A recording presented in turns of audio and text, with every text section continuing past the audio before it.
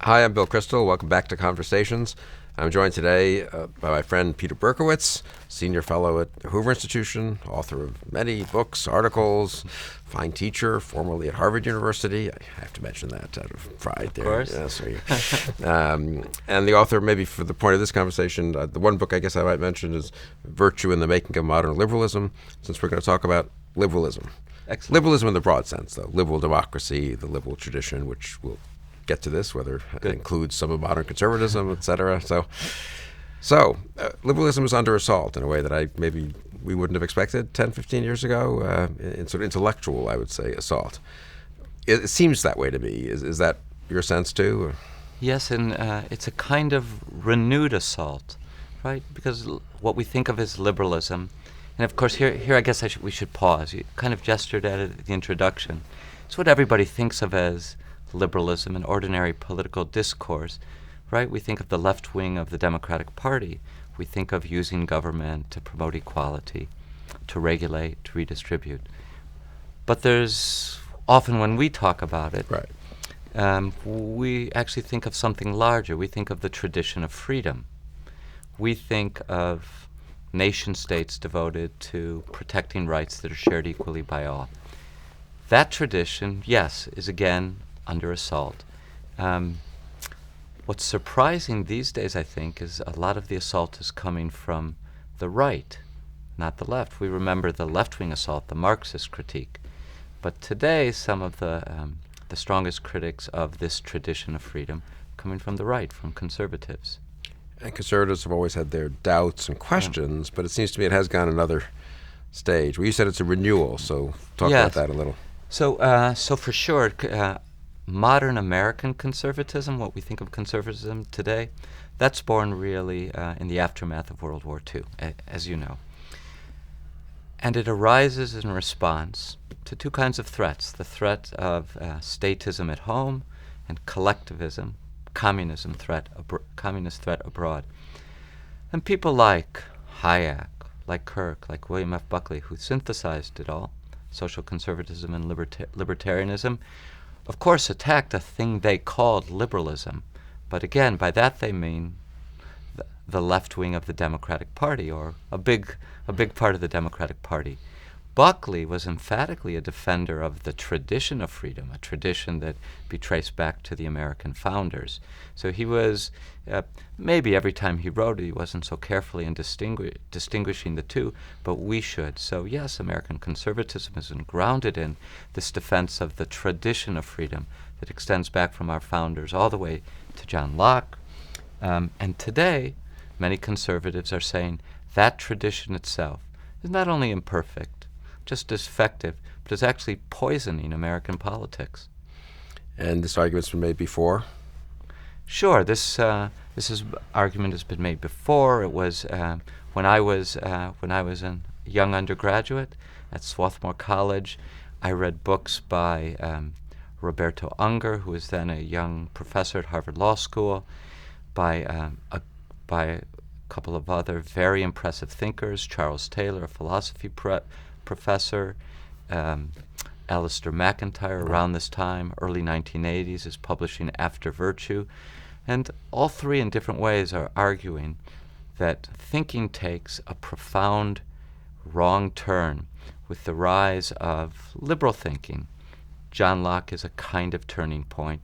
This focus on the atomized individual, focus on choice of the individual, belief or supposed belief that all political decisions, all political arrangements can be derived from abstract reason. And indeed, what we can derive from abstract reason is one right way to live for all human beings. So yes, this critique has been around for a long time, and we're seeing a renewal in recent years.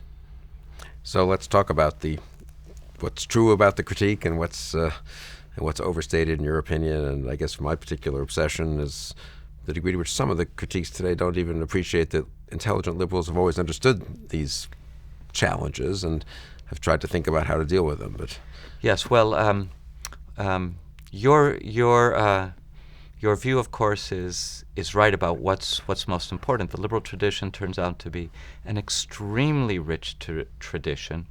and by the way, it includes a left wing and a right wing. In my judgment, the left wing of the liberal tradition has taken some of these ideas about the individual, about his or her capacity for choice, about the power of universal reason, about universal government, has taken or has developed liberal premises in ways that would seek to vindicate those ideas. Those ideas themselves are actually misguided, represent, I think, an inaccurate interpretation of the liberal tradition. But there was pushback within this larger tradition of freedom by, well, most importantly by Edmund Burke, but also by Tocqueville, thinkers. I believe these thinkers certainly belong within this tradition. And here maybe I should pause for a moment. Yeah. Why do they belong within this tradition? How do you know that a thinker belongs within this greater tradition of freedom? In a way, it's easy.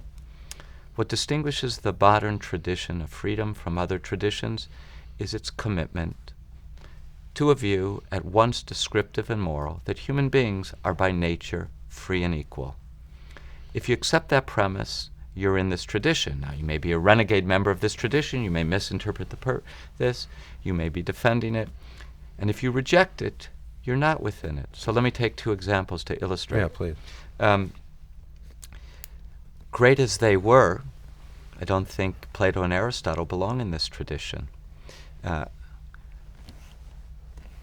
Much as I find Plato and Aristotle's thinking indispensable, they're not parts of the tradition of freedom. Why? Because their political thinking, their thinking about human beings does not start from the premise that human beings are by nature free and equal. Biblically based politics also is not exactly within this tradition. Why? Actually, the biblical tradition, I think, provides maybe our most profound teaching about human equality in the idea that we encounter in chapter 1 of Genesis, that all human beings are by nature free and equal. And the Bible, just to make sure that you understand what is implied in this notion of human equality, emphasizes in chapter 1, Zechar nekeva b'ra'otam, meaning male and female he created them. Just so there's no misunderstanding, when I say God created man in his image, we mean male and female, we mean human beings. But that teaching is based upon biblical revelation. So that's not exactly the tradition of freedom either. It's another argument that the modern tradition of freedom is derivative from the biblical tradition, an argument I not only respect, but I think is sound. Nevertheless, so this is what distinguishes the modern tradition of freedom, the premise that human beings are by nature free and equal. And on that definition, Edmund Burke, Alexis de Tocqueville fit easily in that tradition. Sure, Burke writes reflections on the revolution in France to condemn the misunderstandings of freedom that he sees emerging in the French Revolution, fueled in part by Rousseau's thought. Rousseau is also a part of that tradition of freedom. It's a tradition. There are various sides of that tradition. It's our job to determine the soundest parts of that tradition and preserve it. And the title of your book suggests, well, maybe I want to get to the way in which liberalism perhaps can learn from both Aristotle and the Bible, and maybe almost self-consciously is set up in a way so as not to simply exclude or reject them, but allow elements in, if I can put it that way. But just to get back to liberalism itself, I mean, the founder, it would traditionally be considered John Locke, I suppose, or Locke and other contemporaries, and then the Enlightenment tradition and the founders of the American regime, right? And I guess the normal account of that, or the cartoon account of it maybe, is very individualistic, atomistic. It's all rights, no duties, erodes the moral capital. How much did the founders think about that? How much did others then come to grips with those challenges? Are there some justice to those challenges? I mean, yes. Let's start with the final question. Sure, there's some justice to it, but we have to keep in mind what. Let's start with Locke, who is. Yes, John Locke was not the first human being to think about human beings as by nature free and equal, but his work is widely regarded as a classic, and justly so. What is Locke's purpose in the second treatise? It is not to give a comprehensive account of politics. Many of the critics say, what does Locke teach us about the non-political foundations of political life, such as the family, such as religion? Where's Locke's discussion of the virtues? Where's Locke's discussion of the spirit of the laws? We get in Montesquieu.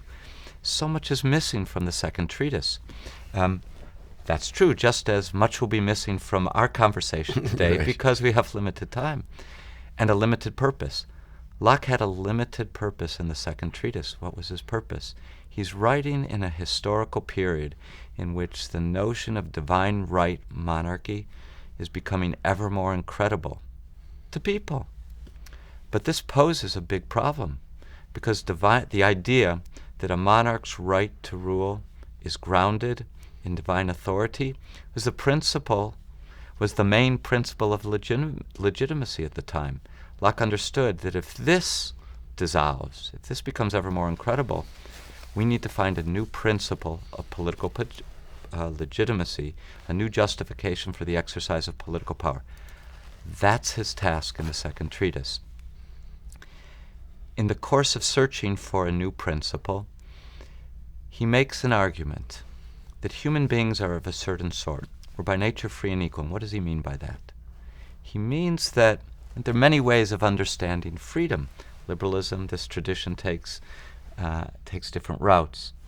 His view is simple, and I think it's hard seriously for most people today to deny its evidence.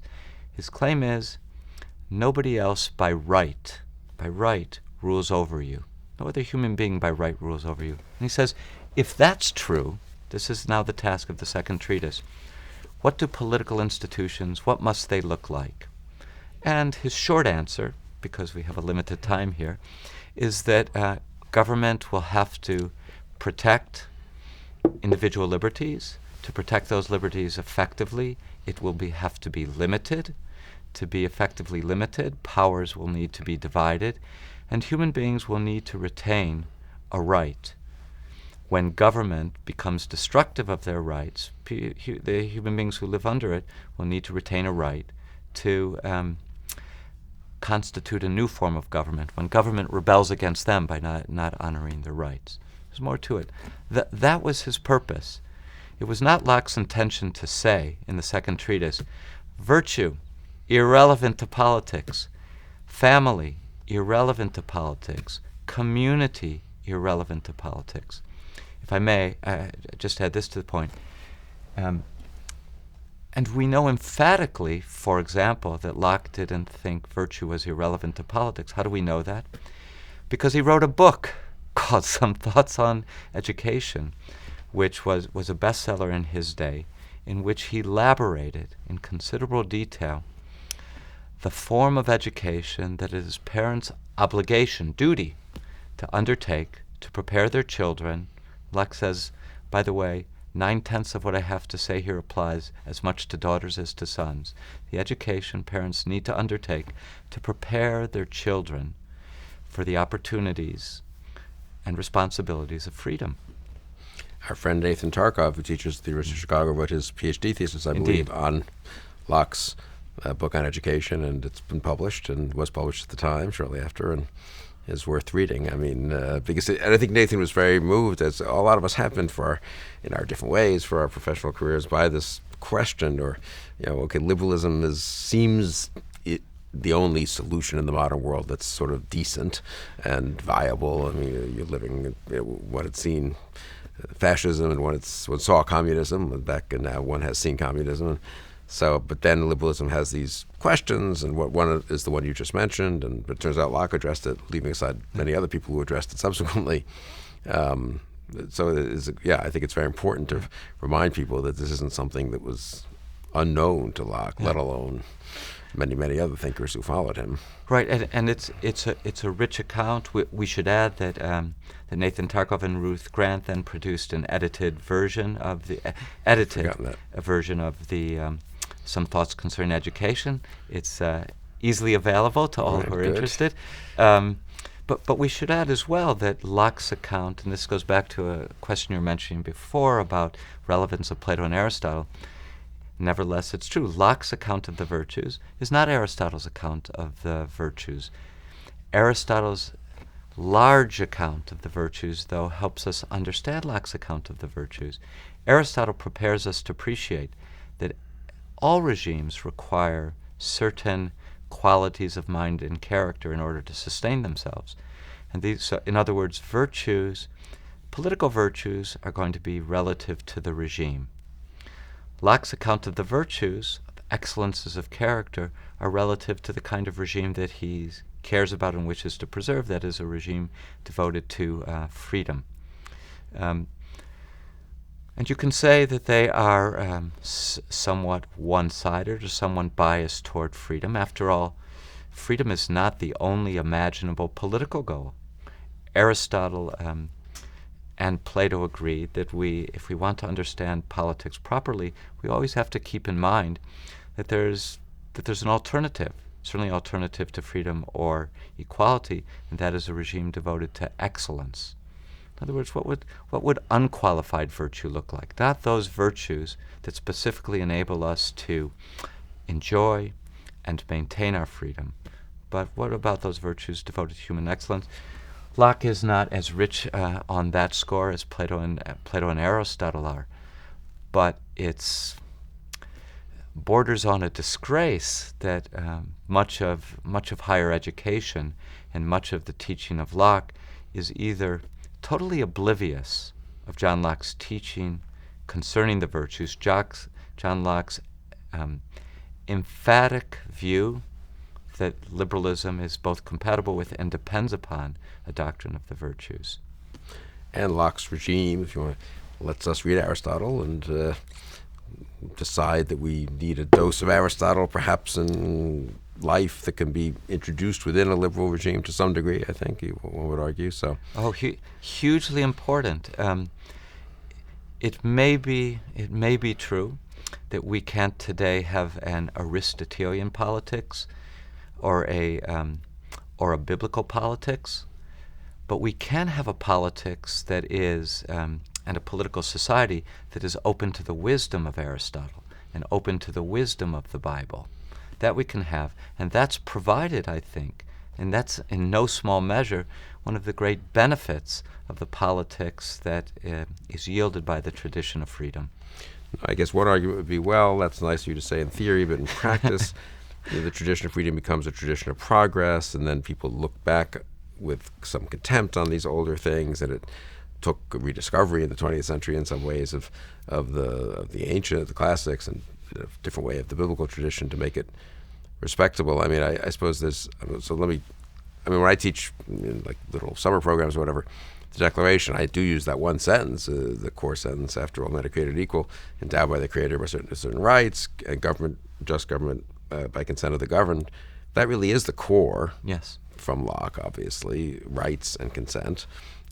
You could organize things otherwise, but most attempts to organize things otherwise haven't worked out so well, especially in the modern world, and I think we end up with that. Jefferson has that wonderful letter in 1826, his last sort of public letter, where he does, instead just to make your point about how it does seem sort of evidently true, he says, all eyes are open to the rights of man, but to the truth, what is it? That no man is born with spurs on his heels. Yeah, booted and spurred, ready to ride the other by the grace of God or something, which is a beautiful statement of the kind of truth of human equality. But I would say the Jefferson letter is striking in that he has a kind of confidence in progress. Yes. All eyes are open to the rights of man. And one could say in the early 21st century here and how much of that is intrinsic to liberalism, how much of it is good, I mean, is a reasonable view. After all, there is all this scientific progress and some political progress maybe. How much of it is could be corrected? I mean, is there excessive faith in progress that comes out of liberalism? Great question. It's complicated. On the one hand, a fair amount of it is intrinsic to liberalism. On the other hand, liberalism has extraordinary self-correcting mechanisms to deal with it. We've already mentioned Burke and Rousseau. The argument that the liberal tradition gives rise to an excessive faith in reason, an unqualified contempt for tradition, is not new to the last 5 years or 50 years. This is the core of Edmund Burke's critique of the French Revolution, which he believed to embody the ideas of Rousseau. Is this the authentic interpretation of the tradition of freedom of John Locke? I would say not the authentic, certainly not even the best. Can we understand how elements in the tradition of freedom give rise to these excesses? Sure. There is something unstable in the idea of human freedom. That is, where does the demand for freedom stop? Locke begins the second treatise again with the assertion that he doesn't say, I'm not interested in metaphysical freedom. I'm not interested in those constraints on your will which arise from your inability to fly on your own powers. I'm not interested in those constraints on your freedom that come from your lack of ability or other people's gifts and fortunes. I'm interested in political freedom, which means not subject to somebody else's or some other group's arbitrary will. Well, we have a tendency to regard more and more exercises of authority as themselves expressions of arbitrary will. So not just the laws that come from government, but custom, inherited practices, tradition itself, the wisdom that comes from tradition, liberal education. Who are professors to tell us what we should learn? Eventually, even the principle of freedom is seen as an assault on our freedom. This would take us, if we want to pursue this, it would take us into the theme of postmodernism, which of course is another, I think, prodigal child of the tradition of freedom. Yeah. No, that's yet another. Yeah, yes. That was in a way seemed like 15 years ago that was the threat. It seemed to me to sound liberalism, but it is funny on the right, people who presumably are hostile to postmodernism, well, to some degree, and to the relativism and everything that goes with it, have now reemerged to sort of attack an equally simple version of liberalism. Yes, and now in defense of those critics of the tradition of freedom, you can see why that's so. I'm thinking about this in part because I've been reading our friend Leon Cass's new book on the meaning of a dignified life. I don't remember the precise title, but a collection of his essays. Right. And you can see these essays were written in the 1980s and 1990s, early 2000s, and the threat there is moral relativism, postmodern relativism. So when we were on campuses, teaching, that was the principal threat, but no longer on campuses. It's not postmodern relativism, it's actually progressive dogmatism that dominates in the universities. On what grounds are universities stifling free speech? On what grounds are universities denying due process? On what grounds are they hollowing and politicizing the curriculum? Not on relativistic grounds, but on dogmatic grounds. They know what's true about the past. It is disfigured by our past, the Western civilization past, disfigured by racism, sexism, class. Needs to be overcome. We know which are the true opinions. We need to promote them. We know which are the false and pernicious opinions. We need to purge the university of them. It's a new dogmatism. And so maybe in some sense, the conservatives who are attacking liberalism today are now attacking, they are in part attacking this new dogmatism, which they blame liberalism for now. But liberalism presumably has resources to criticize that progressive dogmatism. I think so. The most famous defense of liberty is by John Stuart Mill, who was a liberal and a progressive in many ways in terms of his own views of how society should be organized, relations between the sexes. But he saw that's maybe learning from Tocqueville in part and just looking around in the 19th century that the progressivism could itself challenge threaten liberty, the kind of uniformity of opinion, and not just through government either. Mill, I'm glad you mentioned Mill. Mill had an acute appreciation of this problem. I actually group Mill, along with Burke and Tocqueville, as among this tradition of freedom's greatest thinkers, in part because he understood weaknesses of the tradition.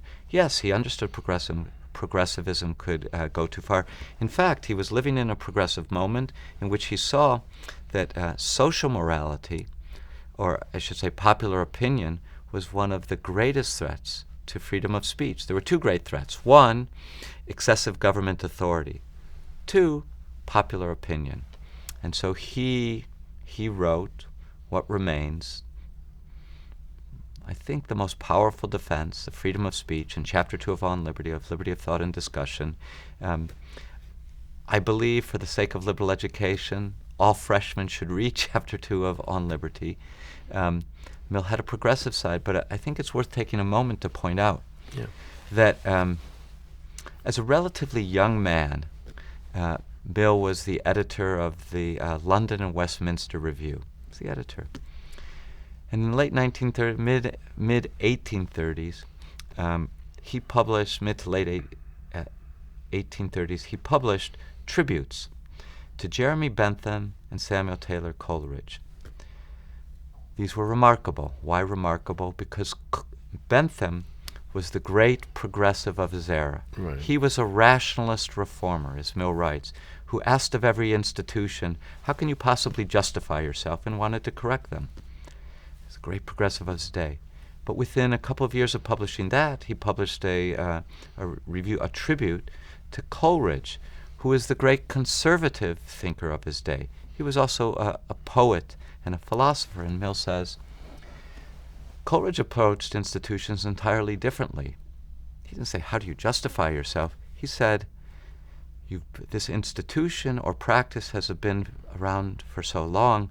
What reason explains its longevity? What benefit has it conferred upon people? Mill then goes on to say something hugely important. He says, Bentham is the most profound progressive of our age. Coleridge was the most profound conservative. But each man was a one-eyed thinker.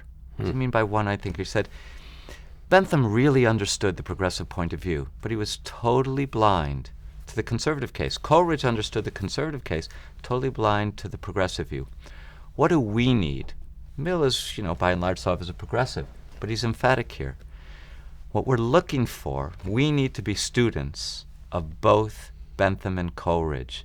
We need a synthesizing view which learns from both, let's say now, to use other language from Mill, the party of progress, the party of improvement, Bentham, and Coleridge, the party of order or preservation. We need both sides. We need them desperately. This was the Millian view, and I think we have much to learn today.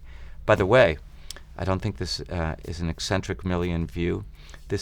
Burke would have never put it this way, but we could talk about how Burke's critique of the French Revolution actually reflects such a sensibility. And I believe Tocqueville's probably unsurpassed exploration of democracy in America also reflects such a sensibility. Right. Burke was a defender of the American Revolution and a critic of the French Revolution. And somehow a lot of students of Burke's just shove one or the other aside, usually the first, the American Revolution, and just if you're make him a reactionary conservative in a sense who loved the old regime, but he was a modernizer. He was a Whig, not a Tory. He was a Whig. And Tocqueville, of course, I think one of the best statements of his version of maybe Mill. I don't know if Mill got it from Tocqueville. It's somewhat different, but doesn't he say something about the tragedy of Europe, or France, yes. really, is the spirit of liberty is set against the spirit of religion, and the genius of America, he says or claims, is that it was able to incorporate both, and then he tries to show throughout the book how that could be done, maybe done better. But I think when he says spirit of liberty, spirit of religion, that's really what he means, in a way, these two elements that are at odds with each other, but you could have a country, a regime, a society that does some justice to both. Yes, and if I can follow up on both your points.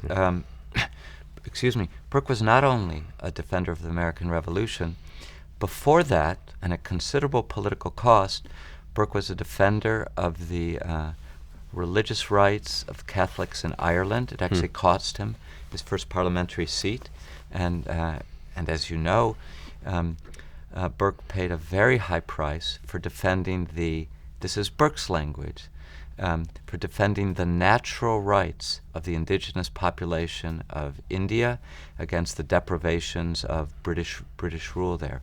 So there is a powerful, I don't know if I would go so far as to call it a progressive element in Burke, but a powerful defense of individual rights, of freedom and equality in Burke, along with, in his reflections on the Revolution in France, a powerful critique of the excesses to which the natural right teaching can be taken. It seems to me that we have an extraordinary amount to learn from Burke in its fullness. I mean, you could ask, which is the true Burke? The Burke that defended the rights of the Irish, defended their religious liberty, defended the rights of the Americans to rebel, defended the rights of,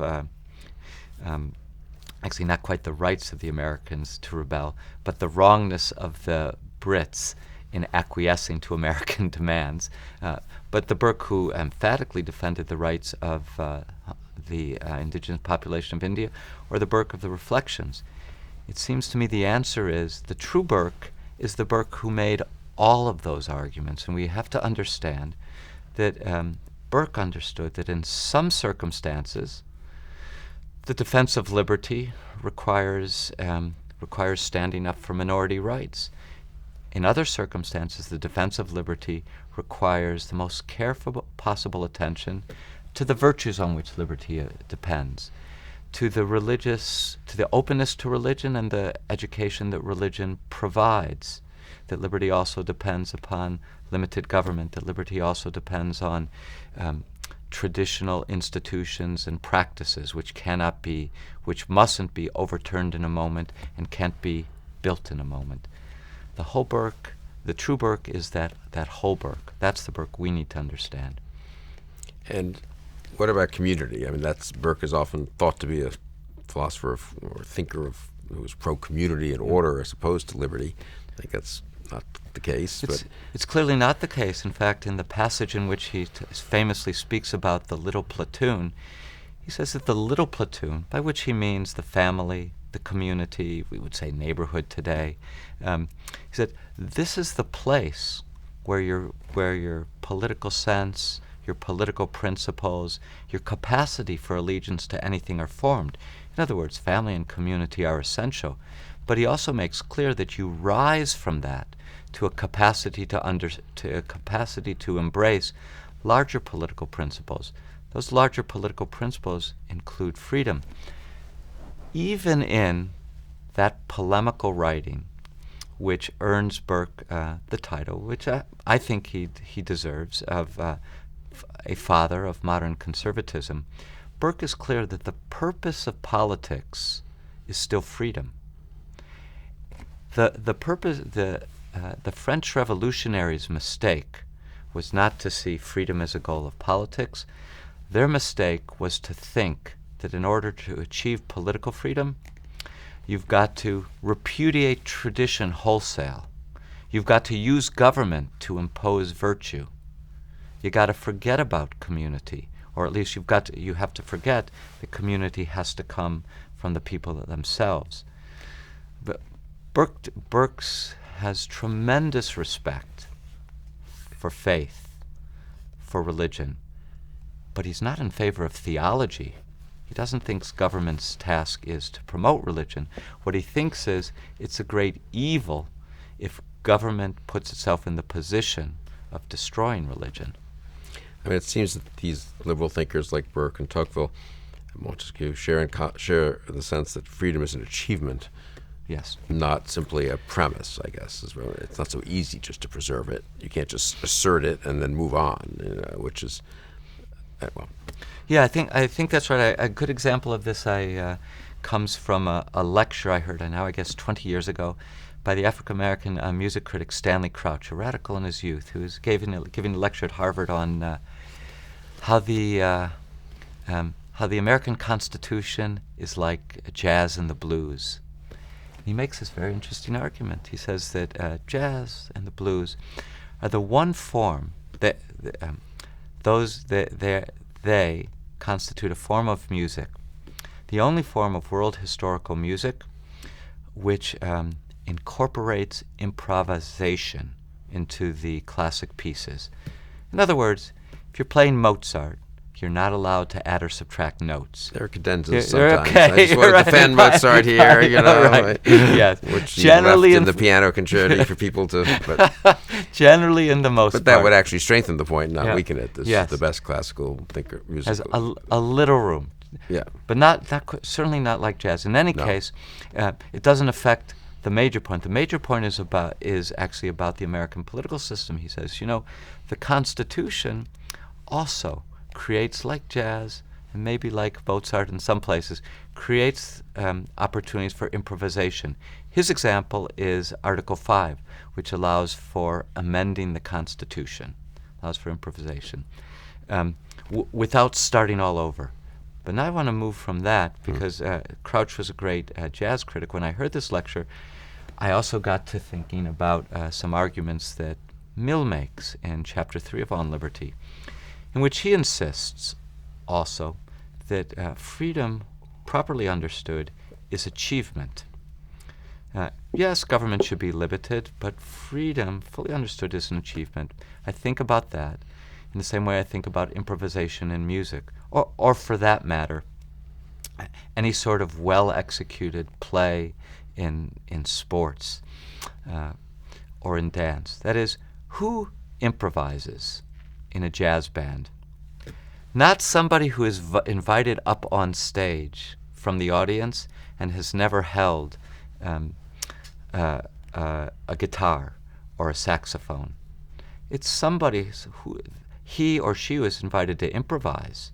That is, do something freely, not constrained by the rules and regulations, within certain broad parameters, is the person who has spent decades practicing on his or her own, and it's someone who has spent probably quite a while practicing with this band. And there are rules and regulations, let's call them forms or a framework, which set certain limits. But within those limits, excuse the formulation, something new and beautiful is created. So yes, we mean freedom in the tradition of freedom in two senses. I don't want to lose the first sense, which is that just by virtue of being a human being, you got rights that the government should protect, and those rights that we all share impose limits on the government.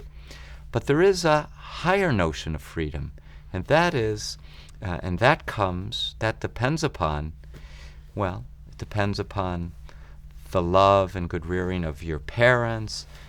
It depends upon, in part, on good fortune. It depends a lot upon education. It depends a lot upon the virtues that are cultivated in you, and that's necessary for the fullest achievement of freedom. Here's where a big mistake comes in. Some people think that if you believe that there is a fulfillment in freedom, you must also believe that it's government's job to bring about that fulfillment. Or if you believe that it's not government's task to promote the highest virtues, then you can't possibly believe in virtue. But I want to argue, I think we both want to insist that that Americans are perfectly capable, of holding in their minds these two thoughts. That the full freedom requires cultivation, but we're very worried about government being in that business, because that opens government to all kinds of abuses of rights that the tradition of freedom warns us about. Yeah. I mean, do you think it's possible that this is something that struck me in the last several years when the left decided that they were progressives? They didn't like the word liberals anymore. I think they decided that mostly for just political reasons, that liberal had become unpopular in politics. But actually it seemed to me in a sort of reverse way that it would be nice for people like us, who mostly be considered conservatives, to recapture the word liberal. I mean, it's a word that Hayek makes a big point, actually, of how he considers himself a liberal. Strauss, who's considered a fan of the classics and therefore maybe dubious about aspects of modern liberalism, goes out of his way. I was always struck by that late in life, in the 60s, when he didn't have to really to title a book of his essays Liberalism, to write an essay, I think, The Liberalism of Classical Political Philosophy. Yes. It's almost as if when you really read the essay, it's a little unclear, what it's not unclear, but it's complicated, let's say, what he means by that.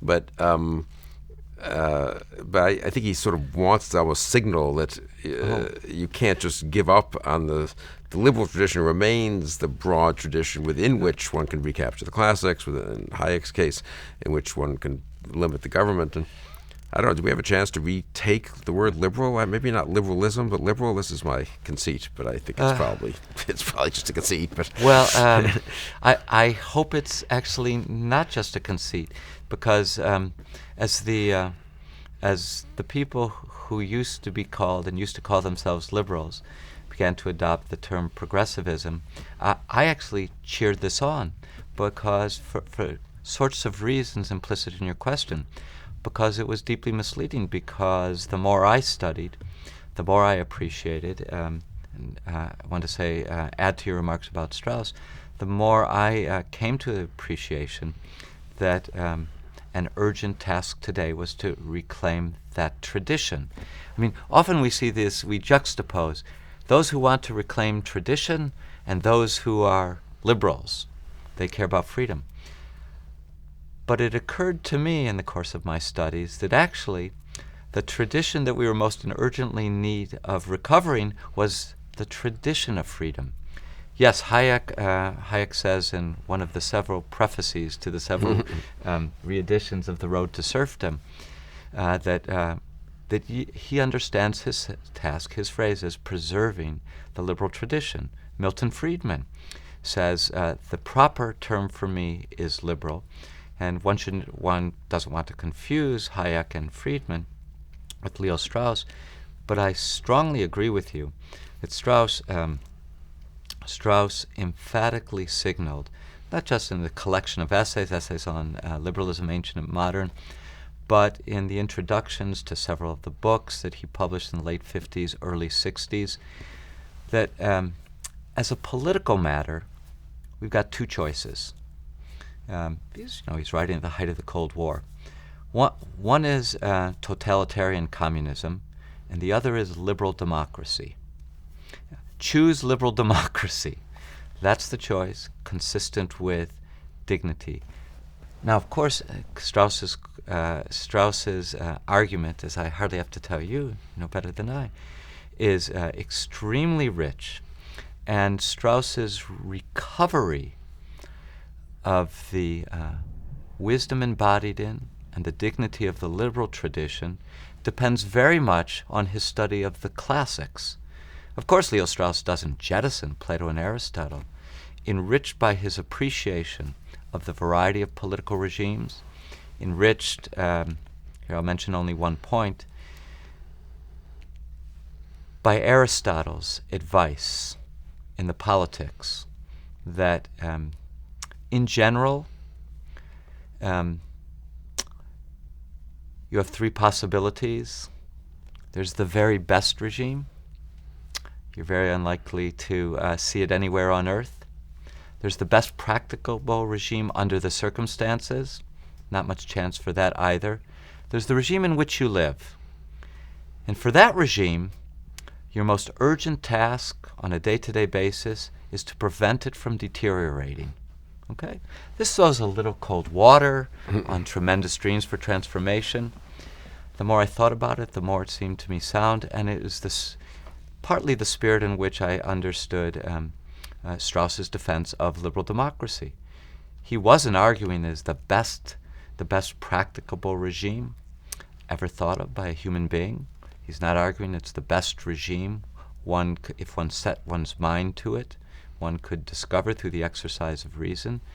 And in our circumstances, which, by the way, which circumstances are those? Not just the Cold War, but the circumstances of secularism, science and technology. You mentioned before capitalism. We can add globalism, although globalism is more capitalism, really. In those circumstances, our regime is clearly preferable. It respects freedom, it respects equality, it respects our opportunity to learn from Plato and Aristotle and the Bible. And therefore, we need to defend it, which involves at least two kinds of actions. One is, where possible, improving it, helping it live up to its promises. And second, it means preserving its wisdom, preserving the material and moral conditions for defending freedom. In other words, we're back to Mill, Bentham, and Coleridge, but we're also back to, I already mentioned, there's something very similar in Burke, where he says toward the end of the Reflections, my model of a statesman is the disposition to preserve and the ability to improve. He wants them both.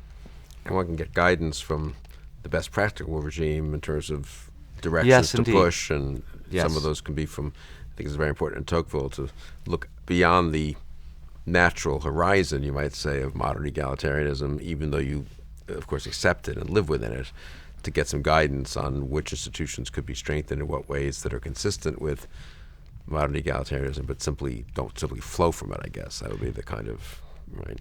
I think that's exactly right. I see, Tocqueville strongly counsels us, don't dream of returning to the age before our age. He calls it the democratic age. It includes much of what we've been talking about as characteristic of our age. Don't dream of returning to the aristocratic age.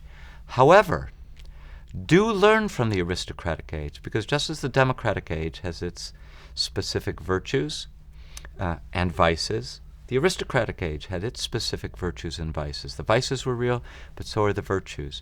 And part of our task in preserving liberal democracy today is to understand those parts of a fully human life that the democratic age is weak on. Learn about them from the aristocratic age, and then discover institutions through which you can preserve some of those virtues. Now, those institutions, I should add practices and beliefs, still need to be consistent with the spirit of the democratic age, but they can also push against it. Yeah, I think that's liberalism seems to allow institutions within it to push against it at their best. Now, it also erodes them in some ways. Exactly. And threatens them, I suppose, in some ways. I'm struck, it seems to be one of the biggest reversals of the last few years, not to exaggerate some of these current writers, but religious, let's just say Jews and Catholics and Christians, including Catholics, leaving aside maybe what's happening with Islam, which is a whole different kind of story. But, that did seem to be very much of an accommodation, you might say, between, in a Tocquevillian sense, between the spirit of religion and the spirit of liberty, whether it's John Courtney Murray here in the U.S. or Pope John Paul II or various serious Jewish thinkers, that, liberal democracy provides. It has to be shaped a little bit. It has some aspects of it have to be pushed back against a little bit, but it provides the best place for religion itself and religious faith and Yes. religious virtues, no matter to flourish. And I think there was a lot of interesting work done on that. And practically, what does that mean? And there are all kinds of policy questions you could then get into about a little friendlier to religion in the public square. Really, and subtly in the last several years, it seems to me, and you've written on this some, there seems to be a upsurge of a sense of liberalism is so corrosive of faith, Yes. so undermines, the progressive element is so strong that it wants to steamroll religious liberty, and the sort of and the scientific materialist element is so strong that it seems to steamroll any sense of faith or spiritual, and that somehow it's led to a more of a reaction against the liberal regime as a whole than I guess I would have expected. Yes. I don't know how many people this involves exactly, but certainly some thinkers. And certainly some influential thinkers. As you suggested, there have been periods in our history where, even in our recent history, where there was more of the relationship between religion and politics was seen as more of an alliance. But there was also a period not so long ago when people, I suppose one of the most influential figures was Father John Newhouse, was condemning what was then called liberalism for denuding the public square, the naked public square, aggressively expelling all religion from politics, argued against that. But he seemed to believe that his arguments could be effective, and within the broader constitutional framework, it would be possible to correct that excess and bring religion back in, consistent with limitations imposed by our constitutional order. And that was a kind of conservative argument. Today, the conservative argument is no rapprochement is possible. We've reached the end. We know that there is a fundamental, unresolvable hostility between religion and classical liberalism, even the liberalism that infuses the American constitutional order. Serious religious people are going to have to choose. I think I share with you a sense that view goes far, even way too far. One aspect of it that sometimes surprises me is, and here I must be careful because I'm not a scholar of Christianity, but it seems to me to be in some tension with Christian teaching. That is, when exactly was politics well aligned with the imperatives of Christian faith? Don't we already learn from Jesus' teaching that the realm of Caesar is one realm and that God's realm is another? Isn't that reiterated in a profound way by St. Augustine? Isn't it the lot of a serious religious person to constantly be grappling with the gap between religious hopes and religious demands and the realities of this broken, often unjust, fallen world? I suppose you could make the argument that today the world is particularly broken, unjust, and fallen. But I'm not so sure that that's in the spirit of the teaching. Moreover, I make this additional observation. American liberal democracy, consistent with the original vision, the founding vision, leaves a great deal of space for those who wish to withdraw to their private, relatively disconnected religious communities to do so. And still, by the way, get a lot of the benefits of capitalism, globalism, still live in nice homes and still have good food to eat and the conveniences of modern technology and decent health care and so on. So, of course, the critics have a point about the crudity of popular culture. We've talked a bit about liberal education, part of the story of liberal democracy. We've talked a bit about its sad condition, its hostility to what I regard as the principles of freedom. Has there been a breakdown of community? Sure. They help us understand what our tasks are. But to my mind, they haven't provided an argument, a convincing argument to abandon the tradition of freedom. Why do you think there seems to be such in my mind, a kind of slightly cavalier neglect of the virtues of liberty or freedom? I mean, the importance of it, that the kind of core defense of it remains the most important thing. People take it for granted. They're just disillusioned by the kind of society it's produced. I mean, it's hard to say comprehensively, but in the university world, I think it's because of the unchecked development of bad ideas. The idea developed, the idea took root that liberalism was only about one thing: individual choice, or justifying institutions of government. And of course it was easier to teach that one idea and to develop various cottage industries around it. So it seems to me we have here an example of a very significant cost of the lack of serious study of the tradition. wrong-headed, inaccurate ideas about the tradition of freedom were promulgated. That is, that it is oblivious of the requirements of virtue. Now, we can say that there are elements of that tradition which discourage the focus on the virtues. There is a tension between freedom and virtue. Freedom does mean, its core meaning is doing as I wish to do. Okay. And virtue is a kind of constraint. I don't want for a minute to paper over that tension. Actually, to the contrary, I want to bring it to the fore because that tension is more, it's not itself evident, but that tension is something that liberal thinkers wrestled with. We need to take seriously that reconciling the claims of freedom with the claims of virtue is not simple and straightforward, and that we have a lot to learn. Locke was not the only figure in this tradition who wrote about the virtues. Mill wrote about them. Kant wrote about them. Before Locke, he may have only been a proto-liberal, but it's even more striking that Thomas Hobbes wrote about the virtues. In fact, he says, in a neglected passage, I'll be pedantic for just a moment. Please, yeah. In chapter 19, chapter 15. What's the point of having a former professor on if you can't have a little pedantry, you know? Actually, maybe I'm being too kind to myself, as if I haven't been pedantic all the way through. No. In any case, Hobbes famously, he's mechanical, and he articulates 19 laws of nature. At the end of this enumeration, chapter 15 of Leviathan, he says, by the way, I admit it. These laws of nature, they're not really laws. Actually, they're virtues, qualities of mind, of character.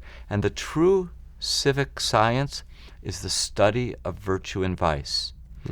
Thomas Hobbes, the monster of Malmesbury, says that central to the understanding of politics is the understanding of the qualities of mind and character that individuals bring to political life. So I want to acknowledge, yes, when you focus on freedom, you encourage a kind of hostility to constraint. Virtue is a kind of constraint. And yet, the makers of modern liberalism understood that virtues in citizens, the formation of a certain kind of citizenry, is absolutely essential both to the enjoyment of freedom and to the maintenance of free institutions. That's what we should be studying. No, that's great. Well, let me ask one last question. This has been very interesting for me, and I hope I'm sure for our viewers. We've discussed sort of Locke through Tocqueville and Mill, roughly, and a little bit Strauss and Hayek. What other things? It seems to me, though, that sometimes those earlier thinkers, they didn't really experience the 20th century. They didn't experience communism and fascism. They didn't deal with the thought of Nietzsche or maybe even Marx. Well, not Marx, except Tocqueville's kind of contemporary, I guess, and Mill knows about Marx. But they didn't really come to grips with that. And so that's all sort of an earlier liberalism that's a little, unsophisticated. And we mentioned Strauss and Hayek, who very much were self-conscious about having to deal with these later thinkers, Nietzsche and Marx and others. But what about, are there other thinkers who've dealt more modern, let's just say it that way, who you would recommend to people to read, who have this kind of more complex, deeper, more nuanced understanding of liberal democracy? There's certainly plenty of simple-minded stuff out there, both in defense and in opposition. If you were, what are there? There is this obscure fellow who, listeners to your conversations will have never heard of him. His name is Harvey Mansfield. Yes, and we'll stipulate that they should certainly read him. They should be and doesn't he say somewhere that his task is is to defend a defensible liberalism? He certainly does say in a little book. It was published in, I think, the late 80s. I think it's called The Spirit of Liberty. Several essays. Spirit of Liberalism. Spirit of Liberalism. And I remind you that in the 70s, I forget exactly where he said it, but your father, Irving Kristol, in the 70s said something like, the task of intellectuals today is to defend liberalism from the liberals. I mean, you want a place where people might look, essays people might read to discover how to defend a richer conception of liberalism. One answer is to randomly open up the pages of the public interest. The truth is that Any other thinkers influence you particularly? I mean, Aron in France, any British thinkers? Sorry. And I'm just curious. I mean, yes, I read some Aron, not much. I read, in the 1990s, I was influenced by the revival of liberalism in France. A few British thinkers here and there, but for my money, the people who have been most effectively recovering the liberal tradition in its richness have been the students of Strauss. Of which Mansfield is one. Of which Mansfield is one. Many others, some of them focused on America, some of them focused on other thinkers, obviously, great thinkers. Yes, I mean there are a number of other books which have influenced me over the years, and as a result of recognizing the urgency of reclaiming the tradition of freedom, they're books that are not, whose task is not to reclaim this tradition, but who are expounding this aspect or that aspect of the tradition of freedom. In a way, you could think of Justice Scalia as in this tradition. Scalia renewed a way of thinking about the Constitution that is actually grounded in appreciation of the founding. It's actually the doctrine of originalism or textualism, the idea that Supreme Court justices should only overturn acts of Congress or invalid or declare acts of the President unconstitutional if there's authority well grounded in the text of the Constitution, understood as it was understood at that time. Well, that partly comes from a reclaiming of Anglo-American understanding of jurisprudence, but very importantly, it stems from an understanding of the role of courts in a liberal democracy. Whose understanding of the role of courts in a liberal democracy? Actually, the understanding of the framers, of the founders.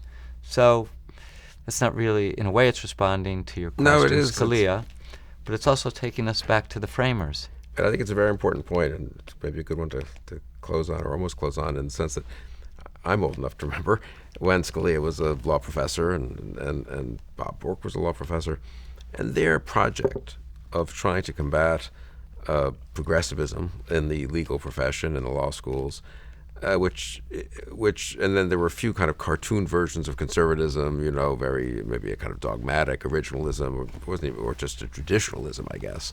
This is too risky, this progressivism, not a foolish point, incidentally, but not really something you could, hang on to in a sense. And the degree to which, and it looked hopeless. I mean, I very much admired Scalia and Bork when I first met them in the late 70s, but it seemed just to be, that's a very interesting intellectual enterprise, but surely, and it's a very good lesson, I think, that things that look hopeless 20 years later can become quite powerful, and 40 years later can have many, many adherents, students, different schools, sub-schools, actually, of originalism, interesting debates, affect the real world, affect legal education. Same with Milton Friedman. I mean, when I went to Harvard, Milton Friedman was kind of a crank. I mean, I think his technical work on monetary policy was respected, but the idea that he was broadly could be as important an economist as Samuelson or, the kind of big Keynesian economist was regarded as just ridiculous. And I don't know enough to know exactly how he ranks now compared to some of those other people, but Hayek was a very fringe figure. So it's interesting how fast these things can turn around when one gets despairing about the current moment, I think, and maybe that's a good note to end on. You agree with that? Are you going to bring me back to earth and say it's hopeless, we're finished? I am certainly not. I'm only going to echo the sentiment and the observation that it's a terrific thing that free societies create all this space to correct the excesses of freedom. No, that's really well said. And people should, of course, read your books and articles, and because they've been a major contribution to this debate and to this enriching our understanding of the liberal tradition of liberal democracy. Peter Berkowitz, thank you very much for joining me today, and thank you for joining us on Conversations.